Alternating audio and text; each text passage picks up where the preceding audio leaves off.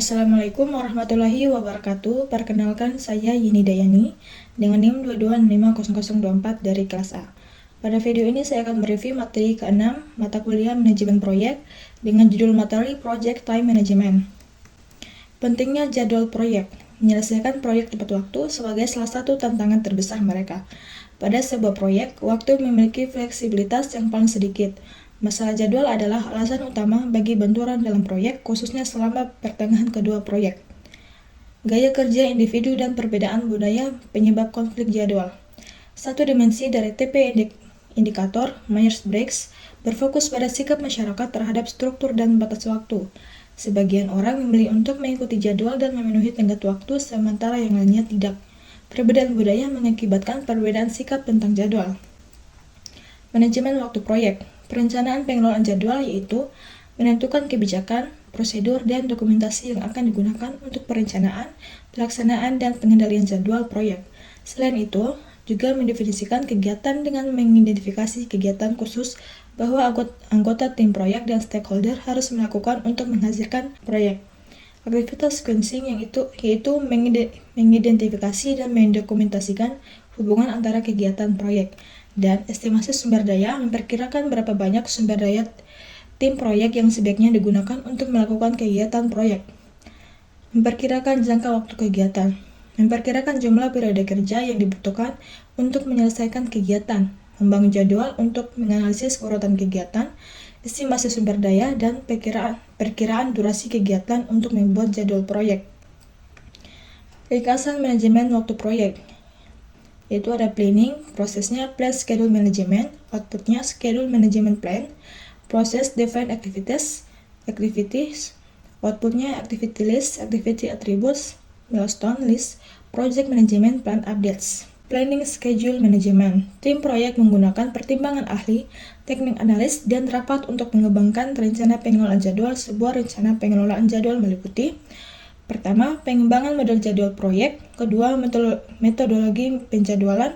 3, tingkat akurasi dan satuan ukuran. 4, ambang batas kendali aturan pengukuran.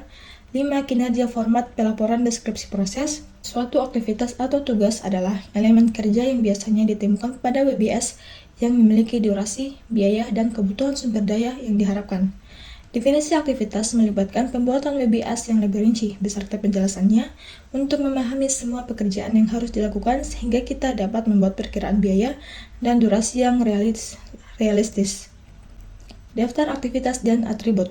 Activity list berupa tabulasi kegiatan yang harus dimasukkan pada jadwal proyek, meliputi nama aktivitas, nomor atau identifier kegiatan, deskripsi singkat, dan aktivitas. Atribut aktivitas memberikan informasi lanjut seperti pendahulunya, penerus, hubungan logis, kebutuhan sumber daya, kendala, tanggal, dan asumsi yang berkaitan dengan kegiatan. Milestones. Milestones adalah peristiwa penting yang biasanya tidak memiliki durasi, sering membutuhkan beberapa kegiatan dan pekerjaan untuk menyelesaikan milestone. Milestone merupakan alat yang berguna untuk menetapkan jadwal dan tujuan memantau kemajuan. 3 tipe dependence.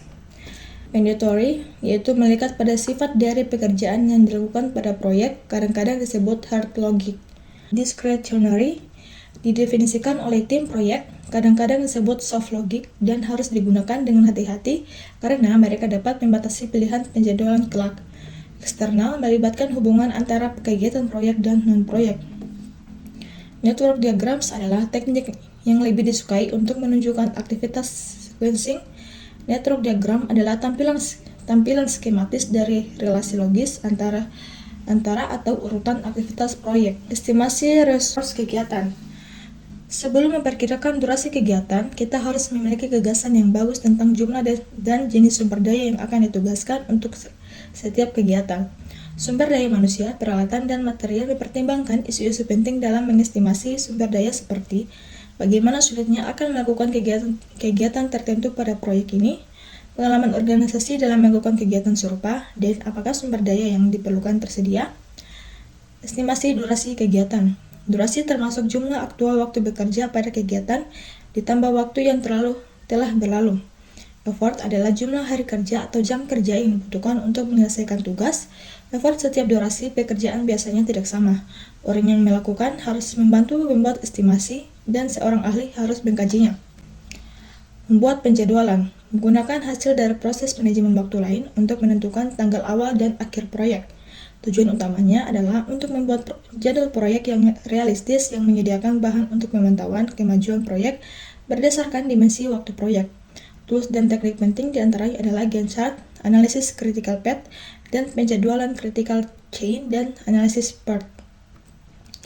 Oke, itu saja review materi ke-6 dari saya. Bila ada kesalahan mohon dimaafkan. Sekian, terima kasih. Wassalamualaikum warahmatullahi wabarakatuh.